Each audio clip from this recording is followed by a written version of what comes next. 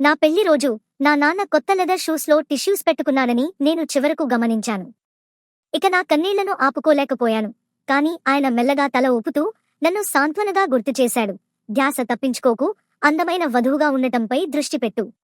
ఆయన ఎంత ప్రశాంతంగా కనిపిస్తే నాకు అంతగా నేరపూరిత భావన కలిగింది. పెళ్లికి కొన్ని రోజులు ముందు నేను నాన్నకు ఒక కొత్త లెదర్ షూస్ జత కొనిచ్చాను. ఆయన వాటిని ఎంతో ముద్దుగా చూసుకున్నారు.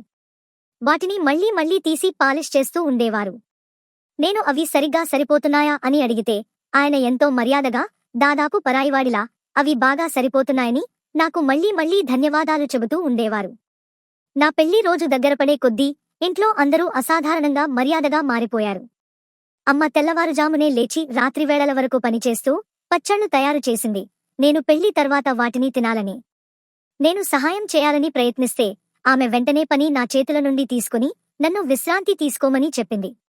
నా తల్లిదండ్రులు ఇలా బిజీగా ఉండటం చూసి నా మనసు వదలలేని భావంతో, నిశ్శబ్దమైన బాధతో నిండిపోయింది. పెళ్లి రోజు నా చెల్లి నాకు డ్రెస్ వేసుకోవడంలో సహాయం చేస్తుండగా నాన్న కొత్త షూస్ బాగా సరిపోవడం లేదని ఆమె గమనించింది.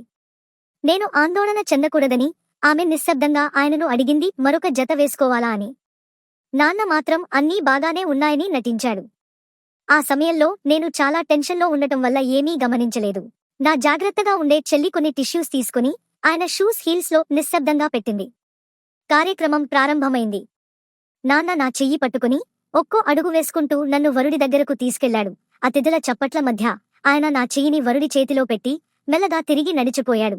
ఆ క్షణంలో తండ్రిగా తన బాధ్యత పూర్తయిందని అనిపించేలా, తల్లిదండ్రులకు కృతజ్ఞతలు చెప్పే సమయంలో నేను వంగి నమస్కరిస్తూ ఉండగా ఆయన షూస్లో ఉన్న టిష్యూస్ నాకు కనిపించాయి.